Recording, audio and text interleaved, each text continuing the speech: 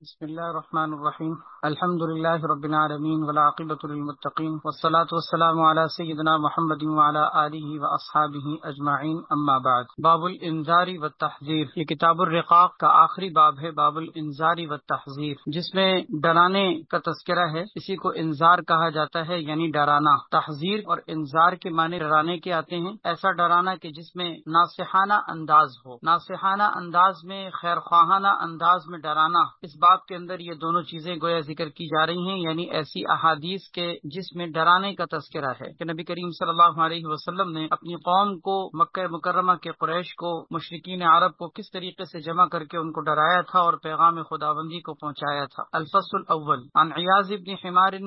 المجاشعی رضی اللہ تعالی عنہ ان رسول اللہ صلی اللہ علیہ وسلم قال ذات یوم فی خطبته. حضرت عیاض بن حمار المجاشعی رضی اللہ تعالی عنہ فرماتے ہیں کہ نبی کریم صلی اللہ علیہ وسلم نے ایک دن اپنے خطبے میں ارشاد فرمایا، الا ان ربی امرنی ان اعلمکم ما جہلتم مما علمنی یومی ہادا. لوگوں سن لو، بے شک میرے پروردگار نے مجھے اس بات کا حکم دیا ہے کہ میں تمہیں وہ چیزیں سکھاؤں جس سے تم جاہل ہو، ناواقف ہو، جو تمہیں پتہ نہیں ہے. مما علمنی یومی ہادا، جو اللہ تبارک و تعالی نے مجھے اس دن سکھایا ہے. اس دن سکھانے کا مطلب یعنی آج کے دن اللہ تعالی نے مجھے یہ چیز سکھائی ہے اور میں اس پیغام خداوندی کو تمہیں پہنچا رہا ہوں. اور پھر وہ اللہ تعالیٰ کی سکھائی ہوئی باتیں اور اللہ تبارک و تعالیٰ کا تعلیم فرمودہ جو بھی مضمون ہے وہ آگے آپ صلی اللہ علیہ وسلم نے پھر بیان فرمایا. آپ نے فرمایا کل مال نحلتہ عبدا حلال. پہلی بات آپ نے یہ ارشاد فرمائی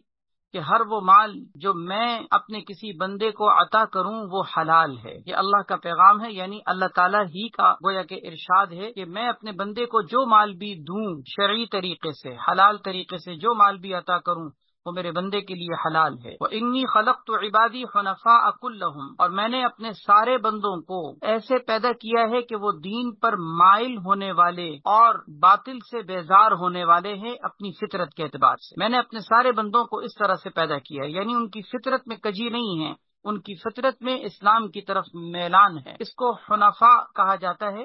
حنفاء حنیف کی جمع ہے، اور حنیف کہا جاتا ہے کہ ایسا شخص کہ جس کی فطرت اسلام کی طرف مائل ہو، اسلام پر ثابت قدمی رکھنے والا ہو اور باطل سے بیزار ہونے والا ہو، اس کو حنیف کہتے ہیں. تو اللہ تعالیٰ نے فرمایا کہ میں نے اپنے تمام بندوں کو اپنی فطرت اور اپنی طبیعت کے اعتبار سے حنیف پیدا کیا ہے، یعنی اسلام کی طرف مائل ہونے والا. اسی کو دوسری حدیث میں ذکر کیا گیا ہے نا کہ بندہ جب پیدا ہوتا ہے تو وہ فطرت اسلام پر پیدا ہوتا ہے. بچے کی تخلیق فطرت اسلام پر ہوتی ہے، پھر ماحول و معاشرے کے اندر لوگ اس کے ماں باپ اس کو یہودی یا نصرانی اور مجوسی بنا ڈالتے ہیں. تو میں نے اپنے سارے بندوں کو اسی طرح دین حنیف یعنی فطرت اسلام کی طرف مائل پیدا کیا. وَإِنَّهُمْ أَتَتْهُمُ الشَّيَاطِينُ، لیکن پھر ہوا یہ کہ بعد میں ان کے پاس شیاطین آئے، یعنی وسوسہ ڈالنے کے لیے اور ان کو دین سے برگشتہ کرنے کے لیے. چنانچہ فَاشْتَالَتْهُمْ عَنْ دِينِهِمْ، ان کو ان کے دین سے انہوں نے برگشتہ کر دیا. وساوس ڈال ڈال کر، گمراہیاں ڈال ڈال کر ان کو ضلالت اور گمراہیوں کے اندھیروں میں بھٹکا دیا. شیطانوں نے وسوسے ڈال ڈال کر ان کو فَاشْتَالَتْهُمْ عَنْ دِينِهِمْ، ان کے دین سے ان کو پھیر دیا. فَاجْتَالَتْهُمْ، اجتالا اس کے معنی پھیر دینے کے اور برگشتہ کرنے کے آتے ہیں. وَحَرَّمَتْ عَلَيْهِمْ مَا أَحْلَلْتُ لَهُمْ، اور ان شیاطین نے ان کے لیے وہ چیزیں حرام کر ڈالی جو میں نے ان کے لیے حلال کی تھی. بہت سی چیزیں اللہ تعالیٰ نے جو حلال پیدا کی ہیں، شیاطین انسان کے دل میں غلط وسوسے ڈال کر ان کو حرام کی طرف راغب کر دیتے ہیں. چنانچہ انسان اپنی زبان سے بہت ساری ایسی چیزوں کو حرام کر دیتا ہے، جیسے کہ مشرکین عرب کے اندر قدیم زمانے جاہلیت میں بہت سی ایسی چیزیں جو قدرت کی جانب سے حلال تھیں انہوں نے اپنے اوپر خود حرام کر ڈالی تھی. صائبہ، وسیلہ اور حام، جیسے کہ قرآن کریم میں سورہ مائدہ 7ویں پارے میں اس کا تذکرہ بھی موجود ہے کہ کچھ ایسی چیزیں جو اللہ نے حرام نہیں کی تھیں لیکن انہوں نے اپنے اوپر خود حرام کر ڈالی تھی. اللہ تعالیٰ فرماتے ہیں یہ شیاطین کے وسوسے ہیں جس کی وجہ سے انہوں نے اپنے اوپر ایسی چیزوں کو حرام کر دیا جو میں نے ان کے لیے حلال کی تھی. وَأَمَرَتْهُمْ، اور انہی شیاطین نے ان کو اس بات کا بھی حکم دیا کہ وہ میرے ساتھ ایسی چیزوں کو شریک ٹھہرائیں جس پر میں نے ان کے لیے کوئی دلیل نازل نہیں کی. یعنی اس کا مطلب اللہ کے ساتھ شریک ٹھہرائیں ایسی چیزوں کو کہ جس پر ان کے پاس کوئی دلیل نہیں، کیونکہ اللہ تعالیٰ نے اس کے شریک ہونے پر کوئی دلیل نازل ہی نہیں کی۔ اللہ کا کوئی شریک ہے ہی نہیں، وحدہ لا شریک لہ، وہ اکیلا اور یکتا ہے، اس کا کوئی شریک نہیں۔ تو جس کے شریک ہونے پر کوئی دلیل ان کے پاس نہیں، کوئی حجت اور برہان نہیں، ایسی چیزوں کو انہوں نے اللہ کے ساتھ شریک کر ڈالا۔ وَإِنَّ اللَّهَ نَظَرَ إِلَىٰ أَهْلِ الْأَرْضِ فَمَقَتَهُمْ عَرَبَهُمْ وَعَجَمَهُمْ، اللہ تبارک و تعالی نے روئے زمین پر رہنے والے لوگوں پر نظر ڈالی، زمین پر بسنے والوں کی طرف دیکھا، اور فَمَقَتَهُمْ عَرَبَهُمْ وَعَجَمَهُمْ، اور اللہ تعالیٰ نے ان سب سے ناراضگی اختیار کر لی، یعنی ان کے کرتوت کی وجہ سے۔ اس سے مراد اللہ کے وہ مبغوض اور ناپسندیدہ لوگ ہیں جو سرکشی اور بغاوت کی زندگی اختیار کرتے ہیں، کفر و شرک کی زندگی اختیار کرتے ہیں۔ اللہ تعالیٰ فرما رہے ہیں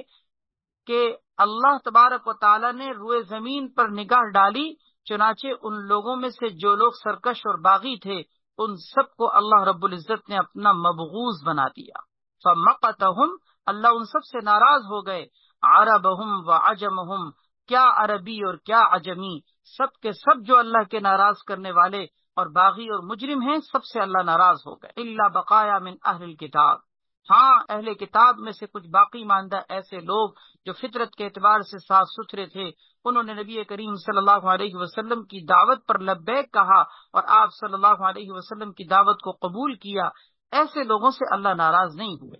اس کا مطلب یہ کہ اللہ ناراض ان لوگوں سے ہیں جنہوں نے اللہ کے رسول کو ماننے سے انکار کر دیا۔ وقالا، پھر فرمایا کہ انما بعثتک لابتلیک وابتلی بک، میں نے اے نبی آپ کو اس لیے مبعوث کیا ہے، اس لیے بھیجا ہے تاکہ میں آپ کو بھی آزماؤں اور آپ کے ذریعے سے آپ کی امت کو بھی آزماؤں، آپ کی بھی آزمائش ہو کہ آپ کی قوم کی مخالفت کے نتیجے میں آپ کس طرح صبر کرتے ہیں اور ثابت قدمی کا مظاہرہ کرتے ہیں، آپ کی بھی آزمائش ہو، اور آپ کے ذریعے سے آپ کی امت کی بھی آزمائش ہو کہ کون آپ کے راستے کو اختیار کرتا ہے اور کون آپ کے راستے سے اعراض کرتا ہے۔ وَأَنزَلْتُ عَلَيْكَ كِتَابًا لَا يَغْسِلُهُ الْمَاءُ، اور آپ کے اوپر میں نے ایسی کتاب نازل کی، یعنی قرآن مجید، کہ جس کو پانی سے دھونا ختم نہیں کر سکتا، یعنی جس کو پانی میں ڈبو کر اس کی سیاہی کو ختم نہیں کیا جا سکتا۔ جیسے قدیم زمانے میں کتابیں لکھی جاتی تھیں، پانی لگنے کی صورت میں اس کی سیاہی پھیل جاتی تھی، ختم ہو جاتی تھی، نقوش مٹ جایا کرتے تھے۔ اللہ تعالیٰ فرما رہے ہیں کہ میں نے آپ کے اوپر ایک ایسی کتاب نازل کی ہے کہ جس کو پانی سے دھو کر ختم نہیں کیا جا سکتا۔ چنانچہ دنیا کے اندر جتنے بھی قرآن کریم کے نسخے ہیں سب ختم کر ڈالیں اور سارے نسخوں کو دنیا سے اٹھا دیا جائے، لیکن پھر بھی اللہ تبارک و تعالیٰ نے سینوں کے ذریعے سے اس کی حفاظت فرمائی کہ دنیا کے اندر جتنے بھی حفاظ ہیں، حفظ قرآن کریم کی دولت رکھنے والے، وہ اپنے سینوں سے اس قرآن کریم کو محفوظ رکھیں گے۔ تقرؤہ نائما و یقظان، آپ اس کو سوتے ہوئے بھی پڑھتے ہیں، جاگتے ہوئے بھی پڑھتے ہیں۔ جاگتے ہوئے پڑھنا تو واضح ہے، سوتے ہوئے پڑھنے کا مطلب ہے ہر حال میں پڑھنا۔ جیسے محاورتاً کہا جاتا ہے سوتے جاگتے ہر وقت میرے ذہن پر کوئی چیز سوار ہے، کہتے ہیں نا کہ میں سوتے جاگتے بس ہر وقت تمہارا ہی خیال رکھتا ہوں۔ تو اس کا مطلب کیا کہ سونے جاگنے کا مطلب کیا؟ ہر وقت میرے ذہن پر تمہارا خیال۔ تو نبی علیہ الصلوۃ والسلام کی گویا کہ اس کے اندر یہ صفت ذکر کی جا رہی ہے کہ اے نبی آپ اس قرآن کو سوتے جاگتے ہر حال میں پڑھتے ہیں، اور نبی علیہ الصلوۃ والسلام کا یہی طریقہ امت کے اندر بھی آپ کے چاہنے والے، آپ کے طریقے پر چلنے والے، انہوں نے بھی امت کے اندر آپ کے طریقے پر چلنے والوں نے اسی طریقے کو اپنایا کہ اپنا اوڑھنا بچھونا قرآن کو بنا لیا۔ رات کو سوتے ہوئے آپ دیکھیے، رات کو سوتے ہوئے انسان کیا پڑھ کے سوتا ہے؟ قرآن کریم کی صورتیں پڑھ کے سوتا ہے، سورہ ملک پڑھتا ہے، سورہ الف لام میم سجدہ پڑھتا ہے، اسی طریقے سے سورہ کافرون پڑھتا ہے، سورہ اخلاص پڑھتا ہے، سورہ فلق پڑھتا ہے، سورہ ناس پڑھتا ہے، آیت الکرسی پڑھتا ہے، آمن الرسول پڑھتا ہے۔ سوچئے ذرا، قرآن کریم جو اللہ کے ماننے والے، نبی کے طریقے پر چلنے والے، وہ رات کو سو رہے ہیں بستر پر، تو سوتے ہوئے بھی قرآن پڑھ رہے ہیں، اور اٹھتے ہی کیا کام کرتے ہیں؟ اٹھتے ہی وہ اللہ رب العزت کے سامنے مصلی پہ کھڑے ہو جاتے ہیں۔ راتوں کو تہجد میں اٹھ کر قرآن پڑھنا، فجر کی نماز میں قرآن پڑھنا، اسی طرح فجر کے بعد بھی قرآن کی تلاوت کرنا، یہ کیا ہے؟ سوتے جاگتے ہر حال میں قرآن پڑھنا۔ اللہ ہمیں اس طریقے پر چلنے کی توفیق عطا فرمائے۔ یہ صفت نبی علیہ الصلوۃ والسلام کی ذکر کی جا رہی ہے کہ اللہ تعالیٰ فرما رہے ہیں کہ نبی آپ اس قرآن کو نائمن سوتے ہوئے بھی پڑھتے ہیں اور یقظان جاگتے ہوئے بھی پڑھتے ہیں۔ ان اللہ امرنی ان احرق قریشا، اور اللہ تبارک و تعالیٰ نے، آپ صلی اللہ علیہ وسلم نے فرمایا کہ اللہ تعالیٰ نے مجھے حکم دیا ہے کہ ان احرق قریشا، کہ میں قریش کو جلا ڈالوں۔ یعنی اس کا مطلب کہ جو لوگ میری دعوت کو قبول کرنے سے انکار کرتے ہیں، میں ایسے لوگوں کو جلا کر راکھ کر دوں، یعنی ان کو تباہ و برباد کر۔ فقلت، جب اللہ تعالیٰ نے مجھے یہ حکم دیا کہ آپ قریش کو جو نہ ماننے والے ہیں ان کو جلا دیجئے، ان کو تہس نہس کر دیجئے، یعنی جہاد کے ذریعے، قتال کے ذریعے، تو فقلت، میں نے اپنے پروردگار سے کہا، میں نے عرض کیا، ربی اذن یسلغوا رأسی فیدعوہ خبزۃ، اے میرے پروردگار، میں تو ظاہری اسباب نہیں رکھتا، میں تو کوئی ظاہری طور پر ان کے خلاف جہاد کرنے کی طاقت نہیں رکھتا۔ یعنی اس کا مطلب یہ ہے کہ ربی اذن یسلغوا رأسی، کہ اگر میں ان کے خلاف علم جہاد بلند کروں گا تو وہ لوگ تو میرے سر کو کچل دیں گے۔ یسلغوا رأسی، وہ میرے سر کو کچل دیں گے۔ سلخ کے معنی آتے ہیں پتھر سے کسی کے سر کو مار کر بالکل کچل کر برابر کر دینا۔ تو آپ صلی اللہ علیہ وسلم نے فرمایا کہ یہ تو قریش کے لوگ میرے اس طرح سے جہاد کے لیے کھڑے ہو جانے کی صورت میں یہ میرے سر کو کچل کر فیدعوہ خبزۃ، اس کو روٹی کی طرح بالکل بیل دیں گے۔ فیدعوہ خبزۃ، وہ اس کو چھوڑ دیں گے اس حالت میں کہ وہ روٹی کی طرح بالکل سیدھا ہو جائے گا۔ اس طرح سے وہ مجھے مار دیں گے، اس طرح مجھے وہ نقصان پہنچائیں گے۔ تو اللہ تبارک و تعالی نے فرمایا، اے نبی استخرجہم کما اخرجوک، آپ انہیں ان کے وطن سے نکال دیجئے جس طرح انہوں نے آپ کو آپ کے وطن سے نکالا۔ کہ قریش نے جس طرح آپ کو آپ کے جائے پیدائش، آپ کا وہ شہر بلد امین جس جگہ آپ پیدا ہوئے تھے، پلے بڑھے تھے، اس جگہ سے جس طرح ان قریش نے آپ کو نکالا تھا، آپ ان کو یہاں سے دربدر کر دیجئے۔ وَغْزُهُمْ نُغْزِكَ، اور آپ ان سے جہاد کیجئے، ہم آپ کو جہاد کا سامان فراہم کریں گے۔ وَغْزُهُمْ غزا یغزو سے ہے، جس کے معنی غزوہ یعنی جہاد کرنا، اور نغزِكَ یہ باب فعال سے جس کے معنی آتے ہیں کسی کو جہاد کا سامان، کسی کو جہاد کے اسباب اور اس کے سامان سے آراستہ کرنا۔ تو اے نبی آپ ان کے خلاف جہاد کیجئے، ہم ہیں نا، ہم آپ کو جہاد کا سامان دیں گے۔ وَأَنفِقْ فَسَنُنفِقْ عَلَيْكَ، اور آپ جہاد کے راستے میں خرچ کیجئے، ہم آپ پر خرچ کریں گے۔ اس کا مطلب یہ ہوا کہ آپ کو مالی اعتبار سے بھی وسعت و طاقت دیں گے کہ جہاد کے لیے جن چیزوں کی ضرورت ہوتی ہے آپ خرچہ کیجئے، ہم آپ کی مدد کریں گے۔ وَبَعَثْ جَيْشًا نَبْعَثْ خَمْسَةً مِثْلَهُ، اور آپ ان کے خلاف جہاد کے لیے لشکر بھیجئے۔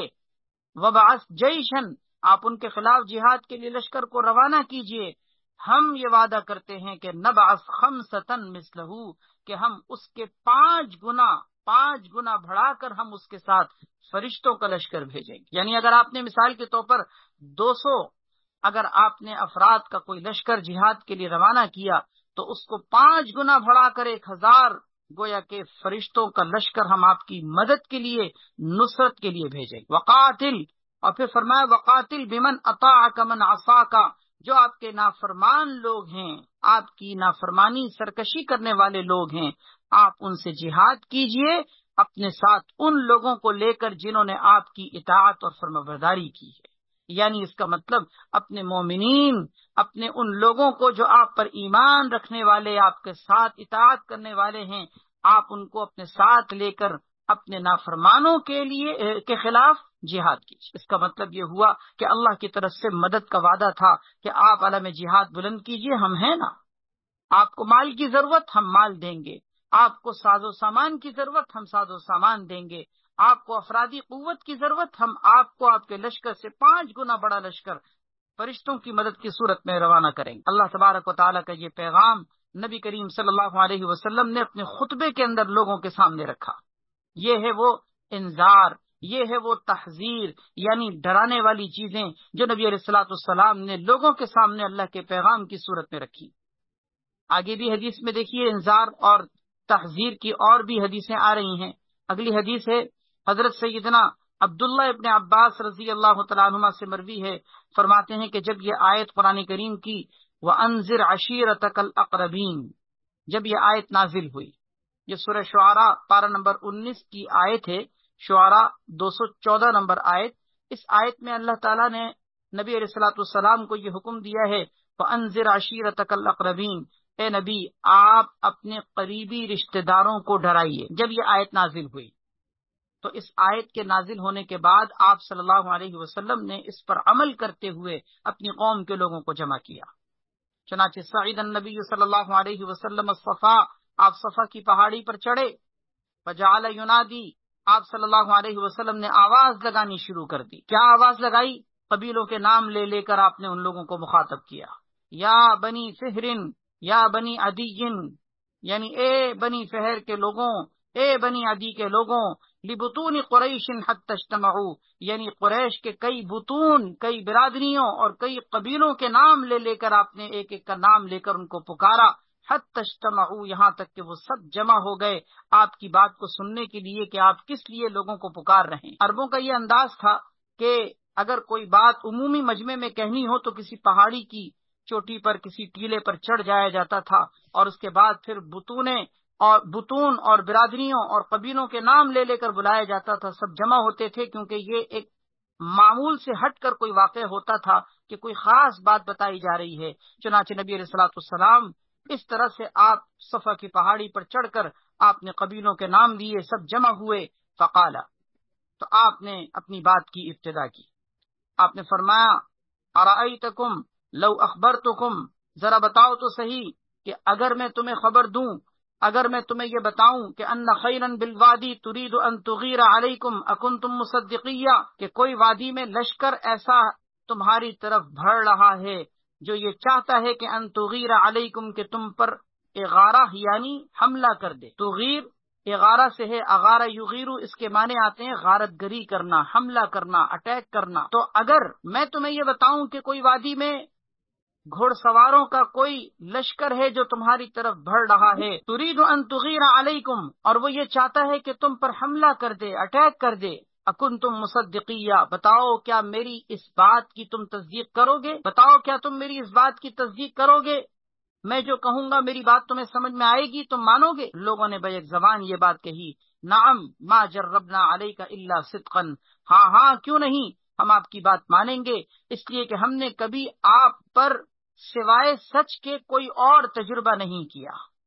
ما جربنا علیک الا صدقا، ہم نے کبھی آپ کے اوپر سوائے سچائی کے کوئی تجربہ نہیں کیا کہ کبھی آپ کو جھوٹ بولتے ہوئے دیکھا ہو، کبھی آپ کو فراڈ کرتے ہوئے دیکھا ہو، کبھی دھوکہ دیتے ہوئے دیکھا ہو، کبھی غلط بیانی کرتے ہوئے دیکھا ہو، ہم نے کبھی یہ آپ کو اس طرح سے نہیں دیکھا، تو آپ اگر آج وہ بات کہیں گے تو ہم آپ کی بات مانیں گے۔ دیکھیں نا، نبی علیہ الصلوۃ والسلام کا بچپن بھی، آپ کا لڑکپن بھی، آپ کی جوانی بھی، آپ صلی اللہ علیہ وسلم کی زندگی کے 40 سال مکہ مکرمہ میں گزرے،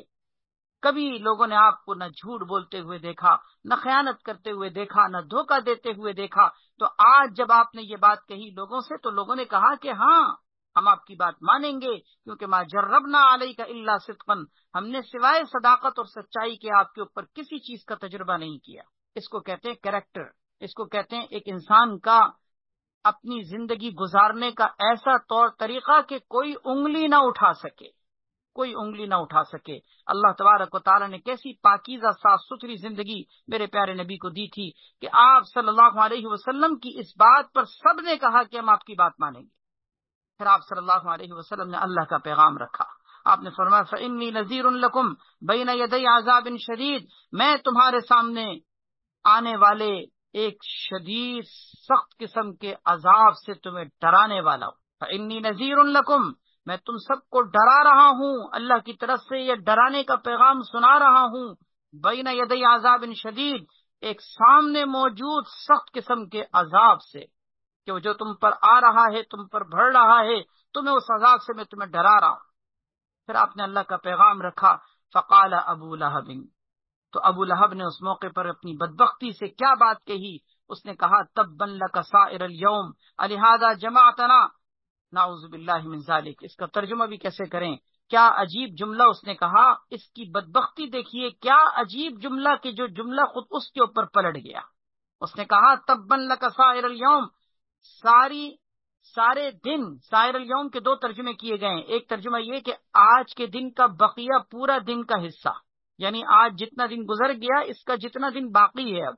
پورے دن تمہارے لیے تباہی بربادی۔ اور دوسرا ترجمہ سائر الیوم کا یہ ہے کہ تمام ایام آئندہ، یعنی جتنے آئندہ ایام آنے والے ہیں، اس کا مطلب ہمیشہ کے لیے تمہارے لیے تباہی ہو۔ تبن لک سائر الیوم الہذا جمعتنا، کیا تم نے ہمیں اس لیے جمع کیا تھا؟ ہم تو سمجھے تھے کہ کوئی کام کی بات ہوگی، یہ تم نے ہمیں کیا پیغام سنایا؟ نعوذ باللہ من ذالک، اس طرح سے اس نے گستاخی کی، نبی کریم صلی اللہ علیہ وسلم کو بددعا دی۔ اس بددعا کا نتیجہ یہ نکلا کہ وہ بددعا قیامت تک کے لیے اس کے منہ پر پڑی۔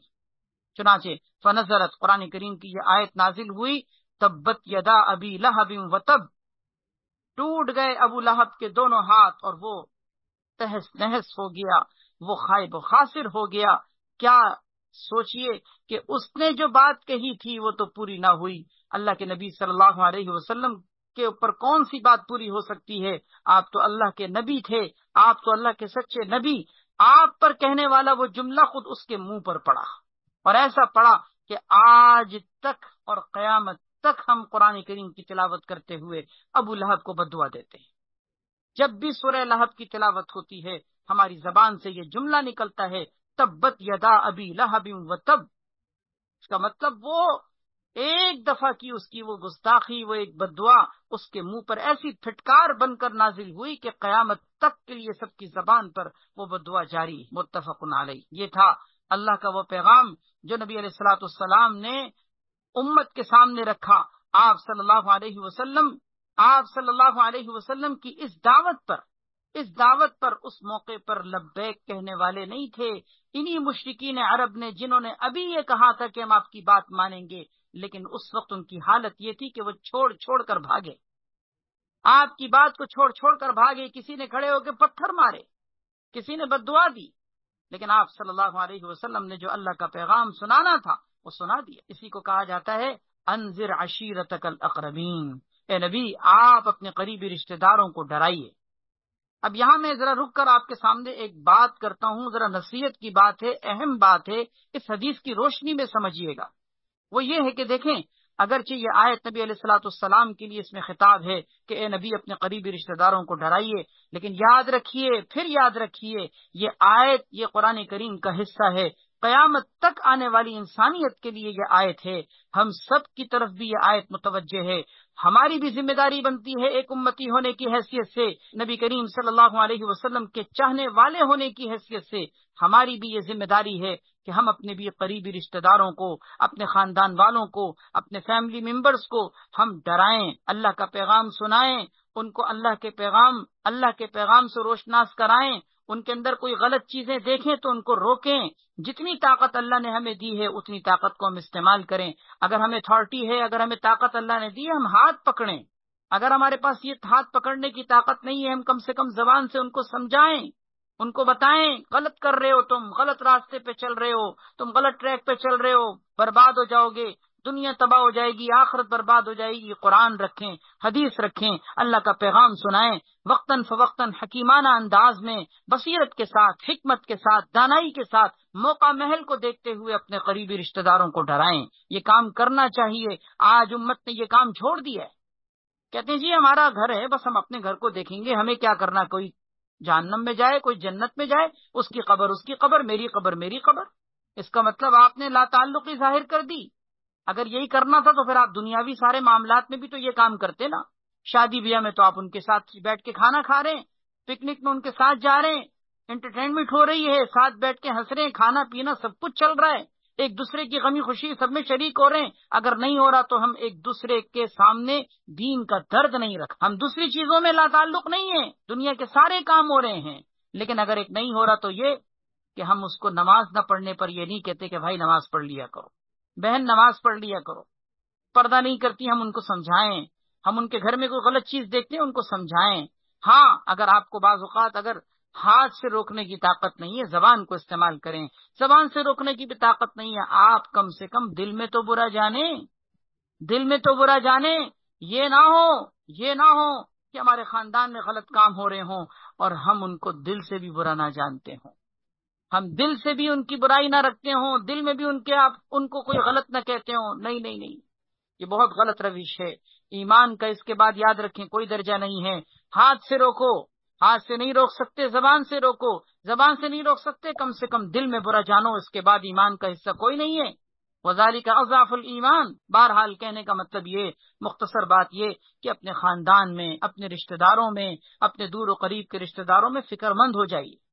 دیکھیے آپ کے خاندان میں اگر کوئی غلط رسم ہے، بدعت ہے، کوئی غلط چیز ہے، اللہ کی نافرمانی ہو رہی ہے، کھلم کھلا بغاوت ہو رہی ہے، پیار سے، محبت سے، حکمت سے، بصیرت سے، دانائی سے، موقع محل کو دیکھتے ہوئے کسی بھی انداز میں پڑھنے کے لیے ان کو لٹریچر فراہم کیا جا سکتا ہے، اسلامی کتب دی جا سکتی ہیں، کوئی آپ ان کو اچھے بیانات میں ان کو لے کے اٹینڈ کروائیے، کسی اللہ والے کی صحبت میں ان کو لے کے جائیے، کوئی ان کے مطلب کچھ نہ کچھ ان کی فکر کیجیے آخرت کی،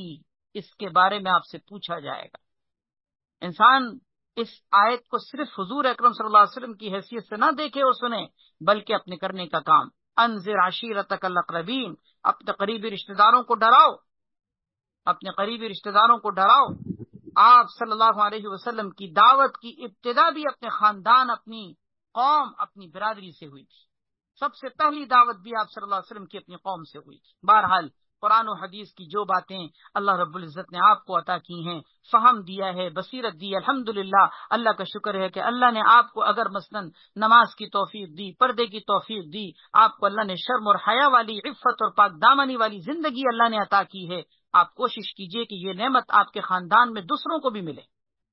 یہ نعمت ہے نا، یہ راحت ہے، یہ دنیا اور آخرت کی عافیت ہے۔ آپ کوشش کیجئے کہ آپ کے خاندان کے سارے لوگ اس سے مستفید،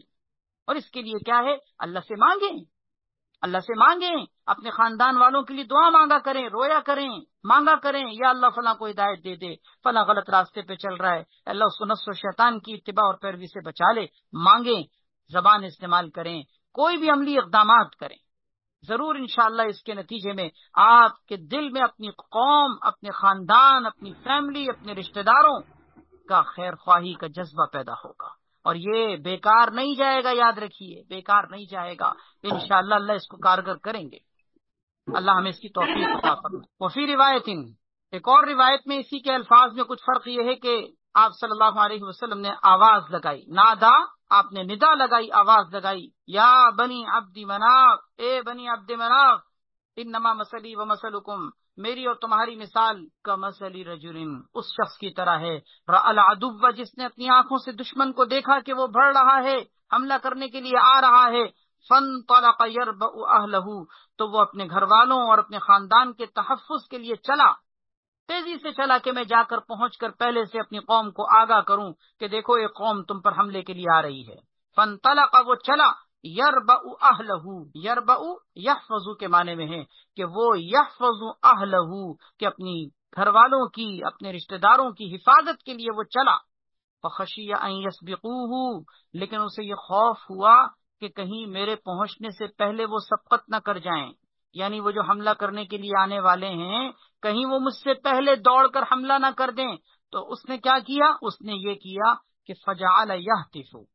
اس نے کہیں کسی ٹیلے پر، کسی اونچی جگہ پر چڑھ کر یہتف، زور سے آواز لگائی، چیخ لگائی، یا صباحا، یا صباحا، اے میری قوم کے لوگوں، اپنی صبح کی حفاظت کرو کہ صبح کے وقت میں تم پر حملہ ہونے والا ہے۔ یہ ایک عربوں کا انداز تھا، یا صباحا اگر کہا جاتا تھا تو اس کا مطلب یہ کہ تم لوگ چوکنا ہو جاؤ، تم لوگ ہوش میں آ جاؤ، صبح کے وقت میں عنقریب تم پر حملہ ہونے والا ہے۔ یہ جملہ تھا جس کے ذریعے سے خطرے کی گھنٹی بجائی جاتی تھی۔ تو اس نے یہ کیا کہ وہ خود جسمانی طور پر اپنے علاقے میں پہنچنے سے پہلے ہی دور کسی پہاڑی کی چوٹی پر چڑھ گیا، جیسے پہاڑی علاقوں میں ہوتے ہیں نا کہ بعض اوقات بہت دور راستہ ہوتا ہے لیکن پہاڑ کی چوٹی پر کھڑے ہو کر آواز لگائی جائے تو گونج کی صورت میں وہ دور تک پہنچتی ہے۔ تو اس نے وہ دور سے ایک آواز لگا کر اپنی قوم کو متوجہ کیا، یا صباحا، کہ اپنی فکر کرو، اپنے آپ کو بچاؤ، ایک قوم تم پر حملہ کرنے کے لیے آ رہی۔ اگلی حدیث میں بھی دیکھیے اسی طرح سے انذار کا اور اپنی قوم کو ڈرانے کا تذکرہ ہے۔ حضرت سیدنا ابو ہریرہ رضی اللہ تعالیٰ عنہ سے مروی ہے کہ جب لما نزلت وَأَنذِرْ عَشِيرَتَكَ الْأَقْرَبِينَ، جب یہ آیت نازل ہوئی یعنی وَأَنذِرْ عَشِيرَتَكَ الْأَقْرَبِينَ کہ اے نبی اپنی قریبی رشتہ داروں کو ڈرائیے، جب یہ آیت نازل ہوئی دعا النبی صلی اللہ علیہ وسلم قریشا، آپ نے قریش کو دعوت دی، آپ نے قریش کو بلایا، فاجتمعوا چنانچہ وہ سب کے سب جمع ہوئے، فعم وخص، آپ صلی اللہ علیہ وسلم نے عمومی طور پر بھی ان کو دعوت دی کہ سب آ جاؤ، اور خصہ کے معنی آتے ہیں خصوصی طور پر بھی دعوت دی کہ نام لے لے کر قبیلوں کے آپ نے بلایا۔ آگے اسی کی تفصیل آ رہی ہے کہ آپ نے کس طرح سے نام لیے تھے، یعنی ایک تو دعوت ہے نا کہ آ جاؤ ذرا بات سنو سب کے لیے، یہ ہے عامہ، اور خصہ کے معنی یعنی خصوصی طور پر آپ نے مختلف قبائل اور بطون عرب کے نام لے لے کر آپ نے ان کو دعوت دی۔ چنانچہ فقال، آپ نے فرمایا، یا بنی کعب ابن لؤی انقذوا انفسکم من النار، اے بنو کعب ابن لؤی تم لوگ اپنے آپ کو آگ سے بچاؤ، انقذوا بچاؤ اپنے آپ کو، من النار آگ سے۔ یا بنی مرۃ ابن کعب انقذوا انفسکم من النار، اے بنی مرہ ابن کعب تم لوگ اپنے آپ کو آگ سے بچاؤ۔ یا بنی عبد شمس انقذوا انفسکم من النار، اے بنی عبد شمس اپنے آپ کو آگ سے بچاؤ۔ یا بنی عبد مناف انقذوا انفسکم من النار، یا بنی ہاشم انقذوا انفسکم من النار، یا بنی عبد المطلب انقذوا انفسکم من النار۔ دیکھیے ایک ایک قبیلے کا نام لے لے کر، حتیٰ کہ آخر میں آپ نے اپنی بیٹی حضرت فاطمہ بنت رسول اللہ صلی اللہ علیہ وسلم کا نام لے کر بھی آپ نے فرمایا، یا فاطمہ انقذی نفسکی من النار، اے فاطمہ اپنے آپ کو آگ سے بچاؤ، کیونکہ فإنی لا املک لکم من اللہ شیئا، میں تمہارے لیے اللہ کے عذاب کے مقابلے میں کسی بھی چیز کا مالک نہیں ہوں کہ تمہیں بچا سکوں۔ اللہ کے عذاب کے مقابلے میں میری مجال نہیں ہے کہ میں اللہ کے عذاب کو روک کر تمہیں بچا سکوں۔ اللہ کے عذاب کو کون روک سکتا ہے؟ غیر ان لکم رحما سأبلھا ببلالھا، البتہ اتنی بات ہے کہ میری تمہاری رشتہ داریاں ہیں، جیسے یہ بطون عرب، یہ قبائل عرب جمع تھے، قریش کے لوگ جن سے آپ کی رشتہ داریاں تھیں، آپ نے فرمایا کہ اتنی بات ہے، غیر ان لکم رحما، البتہ اتنی بات ہے کہ میری تمہارے ساتھ کچھ رشتہ داریاں ہیں، سأبلھا ببلالھا، کہ جن کی تری سے میں تمہیں تر کرتا رہوں گا،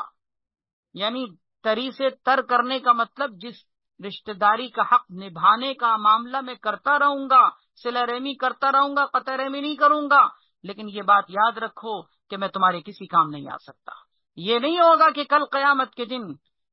یہ کہا جائے کہ یہ تو نبی کے رشتہ دار تھے، یہ نبی کی بیٹی تھی، یہ نبی کے قوم والے تھے، یہ نبی کی برادری والے تھے۔ نہیں نہیں نہیں، کوئی کام نہیں آئے گا، کوئی رشتہ کام نہیں آئے گا، اس لیے کہ اللہ تبارک و تعالیٰ کے ہاں نسب نہیں کام آتا، اللہ کے ہاں عمل کام آتا ہے۔ من بطأ به عملہ لم یسرع به نسبہ، حدیث میں آتا ہے کہ جو عمل میں کوڑا رہا، عمل میں سست رہا، اللہ اکبر، آگے فرمایا جو عمل میں سست رہا اس کو اس کی خاندانی اور نسبی شرافت اس کو آگے کے نہیں کر سکتی کہ وہ خاندان اور نسب کی وجہ سے آگے بڑھ جائے۔ نہیں نہیں نہیں، وہاں کوئی نسب کام نہیں آئے گا۔ نبی کا بیٹا ہے، حضرت نوح علیہ السلام نبی کا بیٹا ہے، لیکن کس طرح عذاب کا شکار ہوا، قرآن میں تذکرہ ہے۔ حضرت نوح علیہ السلام کی بیوی قرآن کریم میں تذکرہ ہے، ایمان نہ لانے کی وجہ سے تباہ ہو گئی۔ لوط علیہ السلام کی بیوی پیغمبر کی بیوی ہے، پیغمبر کی بیوی، سوچیں ذرا کتنا بڑا اعزاز، کتنا بڑا شرف اور مقام، لیکن قدر نہ کی، ایمان نہ لائی، نتیجہ یہ کہ قرآن کریم میں ذکر کیا گیا ہے کہ تباہ ہو گئی۔ سورہ تحریم کے آخری رکوع میں پڑھ لیجئے، اللہ تعالیٰ نے ان دو عورتوں کا تذکرہ قرآن میں کیا ہے، نوح علیہ السلام کی بیوی اور لوط علیہ السلام کی بیوی، لیکن ایمان نہ لانے کی وجہ سے تباہ ہو گئے۔ حضرت ابراہیم علیہ السلام کے باپ کو دیکھیے، حضرت ابراہیم علیہ السلام کا باپ بیٹے کی دعوت کو قبول نہ کیا، اللہ تبارک و تعالی نے تباہ کر دیا۔ معلوم یہ ہوا کہ نہ کوئی باپ ہونے کی وجہ سے بچ سکتا ہے، نہ کوئی بیٹا ہونے کی وجہ سے بچ سکتا ہے، نہ کوئی بیوی ہونے کی وجہ سے بچ سکتی ہے۔ اگر بچ سکتا ہے کوئی تو صرف اور صرف عمل سے بچ سکتا ہے۔ اسی لیے آپ نے فرمایا کہ میری تمہارے ساتھ رشتہ داری ہے، اس رشتہ داری کی تری سے میں تمہیں تر کرتا رہوں گا، صلہ رحمی کرتا رہوں گا، رشتہ داری نبھاتا رہوں گا، لیکن یاد رکھو لا املک لکم من اللہ شیئا، میں تمہیں اللہ کے عذاب سے بچانے کے لیے کسی بھی چیز میں کام نہیں آ سکتا۔ اور فی المتفق علیہ، اسی روایت میں متفق علیہ روایت کے اندر یعنی بخاری اور مسلم دونوں کے اندر یہ الفاظ ہیں کہ یا معشر قریش، آپ صلی اللہ علیہ وسلم نے فرمایا اے قریش کی جماعت، معشر قبیلے کو جماعت کو کہا جاتا ہے، یا معشر قریش، اے قریش کے قبیلے والوں، اے قریش کی جماعت کے لوگوں، اشترو انفسکم، تم لوگ اپنے آپ کو خرید لو، خریدنے کا مطلب اپنے آپ کو بچا لو، اپنے آپ کو اللہ کے عذاب سے خود بچا لو ایمان لا کر۔ لا اغنی عنکم من اللہ شیئا، میں تمہیں اللہ تبارک و تعالی کے عذاب سے بچانے کے لیے کوئی فائدہ نہیں پہنچا سکتا۔ یا بنی عبد مناف لا اغنی عنکم من اللہ شیئا، اے بنی عبد مناف میں تمہیں اللہ کے عذاب سے بچانے کے لیے کوئی فائدہ نہیں پہنچا سکتا۔ یا عباس ابن عبد المطلب، اے عباس ابن عبد المطلب، آپ نے اپنے چچا کا نام لیا، لا اغنی عنک من اللہ شیئا، میں آپ کو اللہ کے عذاب سے کوئی بچانے کے لیے فائدہ نہیں پہنچا سکتا۔ یا صفیہ عمت رسول اللہ صلی اللہ علیہ وسلم، اے صفیہ، آپ نے اپنی پھپھی کا نام لیا، عمت رسول اللہ یعنی اللہ کے رسول کی پھپھی، اے صفیہ یعنی اللہ کے رسول کی پھپھی، میں آپ کے کوئی کام نہیں آ سکتا اللہ کے عذاب سے بچانے کے لیے۔ اور آخر میں اپنی بیٹی کا نام لیا، یا فاطمہ بنت محمد، اے فاطمہ بنت محمد صلی اللہ علیہ وسلم، آپ نے اپنی بیٹی کے بارے میں فرمایا کہ سلینی ما شئتی من مالی، تم مجھ سے میرے مال کا جو حصہ مانگنا ہے مانگ لو، مالی اعتبار سے تمہیں جو چاہیے مجھ سے مانگو، لیکن یہ بات یاد رکھنا لا اغنی عنکی من اللہ شیئا، میں تمہیں اللہ کے عذاب سے بچانے کے لیے کوئی فائدہ نہیں پہنچا سکتا۔ یہ ہیں وہ واضح ارشادات، یہ ہیں وہ واضح اعلانات جو آپ نے اپنی قوم سے کیے، رشتہ داروں سے یہ کیے، خاندان والوں سے کیے، حتیٰ کہ آپ نے اپنے چچا سے، اپنی پھپھی سے اور اپنی بیٹی سے بھی کیے۔ میں تمہارے کوئی کام نہیں آ سکتا، اگر کام آ سکتی ہے تمہارے کوئی چیز تو وہ صرف اور صرف تمہارا عمل، تمہارا تقوی ہے، تمہارا ایمان۔ اس لیے اس حدیث سے یہ بہت اہم بات ہمیں معلوم ہوتی ہے کہ خاندانی شرافتیں کوئی کام آنے والی نہیں ہیں۔ میں فلاں باپ کا بیٹا ہوں، میں فلاں خاندان سے تعلق رکھتا ہوں، میں سید خاندان سے ہوں۔ آج کل لوگوں کو اپنے سید خاندان ہونے پر بھی بڑا مان ہوتا ہے، ٹھیک ہے، سید خاندان ہونا ایک اعلیٰ درجے کی ایک شرافت ہے، اللہ رب العزت نے اس خاندان میں برکتیں رکھی ہیں، لیکن یہ ساری برکتیں ایمان کے ساتھ ہیں، اعمال کے ساتھ ہیں، تقوی کے ساتھ ہیں۔ یہ نہ ہو کوئی کافر ہو اور سید ہو، اگر کوئی مشرک ہو اور سید ہو، کوئی گناہگار ہو، اللہ کا باغی مجرم ہو اور سید ہو، تو اس کے سید ہونے سے کیا فائدہ؟ یہ اعمال کے ساتھ، تقوی کے ساتھ خاندانی شرافتیں انسان کے لیے ٹھیک ہے، بابرکت ہیں، لیکن اس وقت جب کہ ایمان اور تقوی۔ اگلی حدیث ہے عن ابی موسیٰ رضی اللہ تعالی عنہ قال قال رسول اللہ صلی اللہ علیہ وسلم، حضرت سیدنا ابو موسیٰ رضی اللہ تعالیٰ عنہ فرماتے ہیں کہ نبی کریم صلی اللہ علیہ وسلم نے ارشاد فرمایا، امتی ہادہ امت مرحومۃ، میری یہ امت مرحومہ ہے، ایسی امت ہے کہ جس پر اللہ کا رحم ہے، اللہ کی رحمتیں ہیں، امت مرحومہ۔ یہاں امت سے مراد امت اجابت ہے۔ میں نے پہلے بھی عرض کیا تھا کہ آپ صلی اللہ علیہ وسلم کی امت کی دو قسمیں ہیں، ایک ہے امت دعوت، جس میں کافر بھی آتے ہیں، جس میں مشرک بھی آتے ہیں، جس میں مومن اور مسلمان بھی آتے ہیں، یعنی سارے افراد امت کے اس میں شامل ہیں، امت دعوت، کیونکہ آپ کی دعوت تو سب کے لیے ہے نا۔ لیکن دوسری قسم ہے امت اجابت۔ امت اجابت کا مطلب یہ ہے کہ ایسی امت کے جنہوں نے آپ کی دعوت پر لبیک کہا،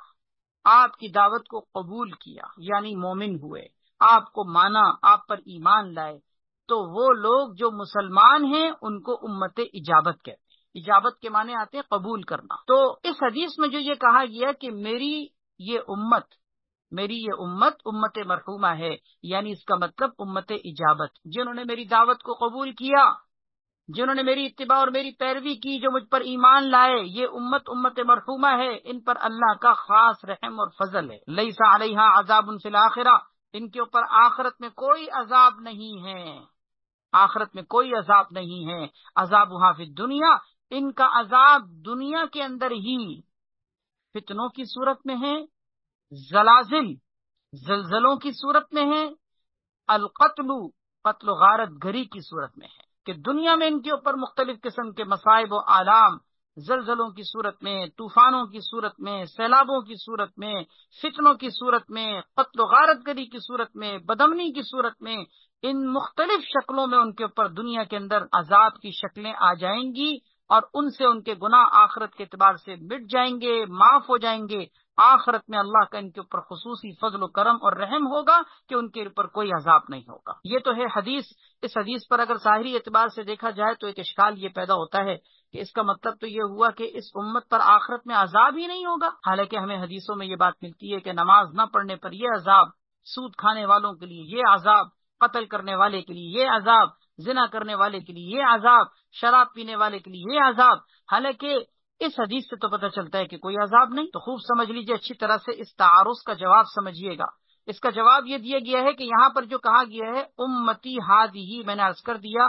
اس سے امت اجابت مراد ہیں، یعنی آپ کے مطیع و فرمانبردار امت کے لوگ جو آپ کے طریقے کو اور آپ کی زندگی کو اور آپ کے نقش قدم کو اپنے لیے مشعل راہ بناتے ہیں۔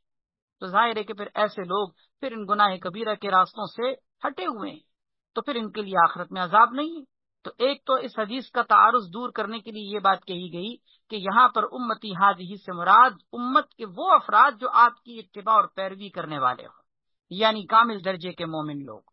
کامل درجے کے مسلمان، متقی اور سنت کے مطابق زندگی گزارنے والے۔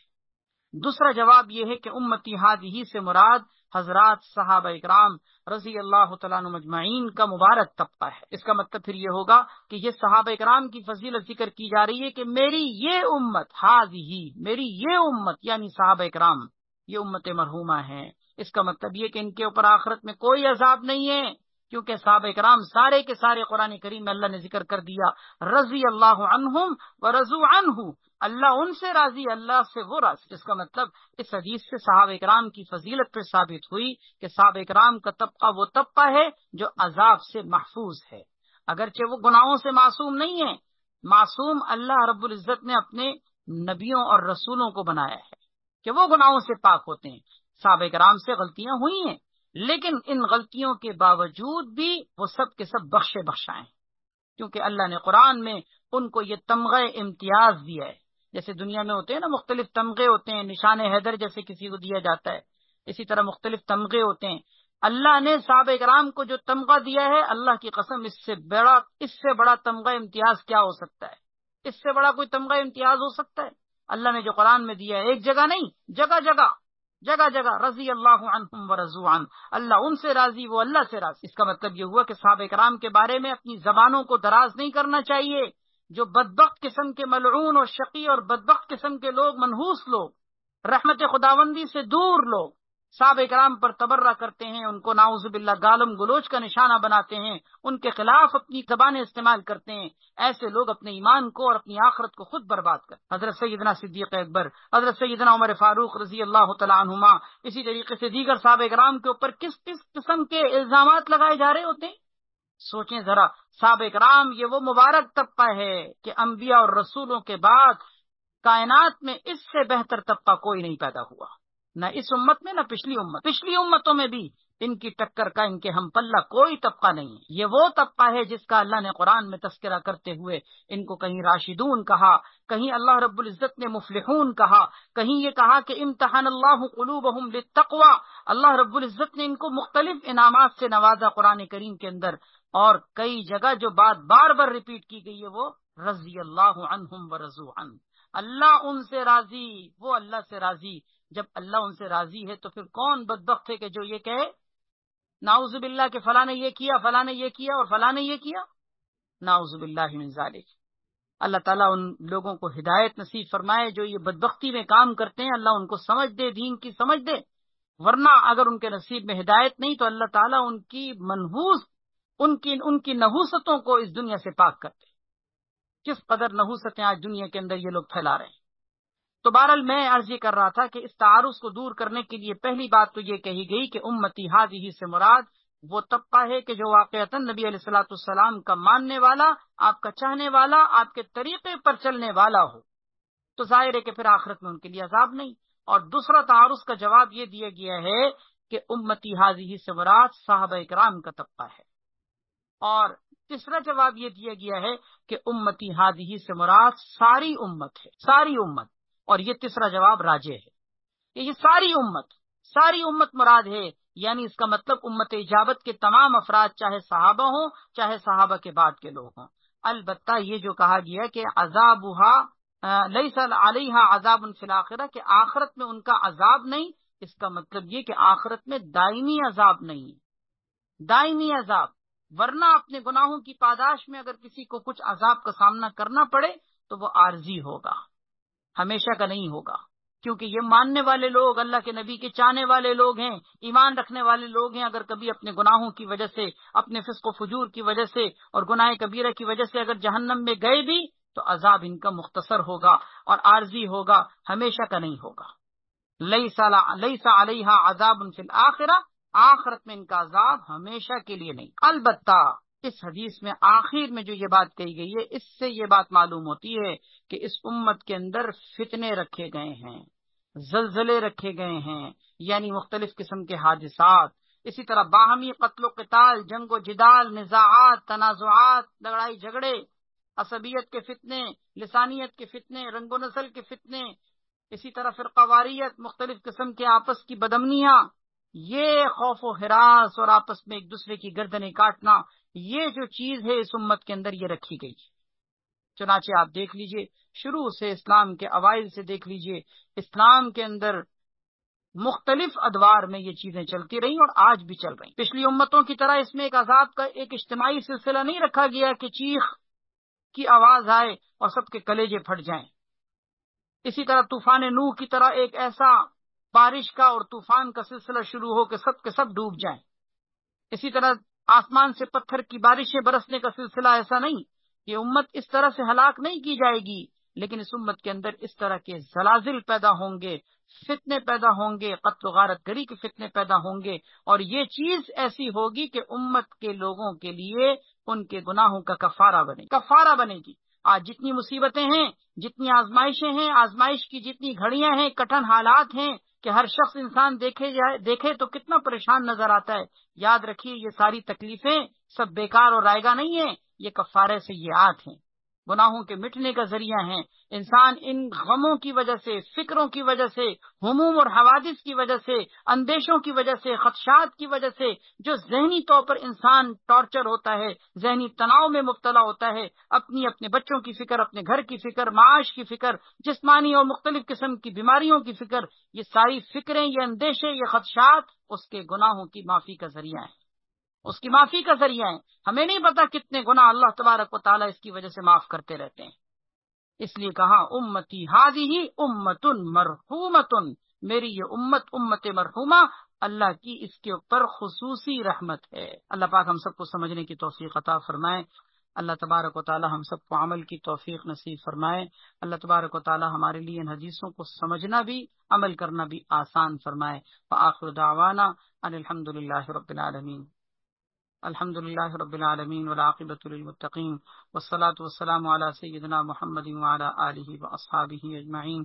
رب اغفر وارحم وانت خیر الراحمین۔ اللهم آت نفوسنا تقواها وزکها انت خیر من زکاها انت ولیها ومولاها۔ اللهم آتنا افضل ما تؤتی عبادك الصالحین۔ اللهم انا نعوذ بك من الفتن ما ظهر منها وما بطن۔ یا ارحم الراحمین ہم سب کی کامل مغفرت فرما، ہمارے گناہوں کو معاف فرما، اللہ ہمارے ہر طرح کے ڈھکے چھپے خفیہ علانیہ، ظاہری باطنی، قدیم اور جدید تمام گناہوں سے درگزر فرما۔ اللہ تو معاف کرنے والا ہے، معافی کو پسند کرتا ہے، ہم سب کو معاف فرما کر ہم سب کی گردنیں جہنم سے آزاد فرما۔ اے اللہ ہم سب کو عافیت والی، سکون والی، راحتوں برکتوں والی زندگی عطا فرما، سعادتوں والی زندگی عطا فرما، خوش بختی والی زندگی عطا فرما، ہر طرح کے ظاہری باطنی فتنوں سے ہماری حفاظت فرما،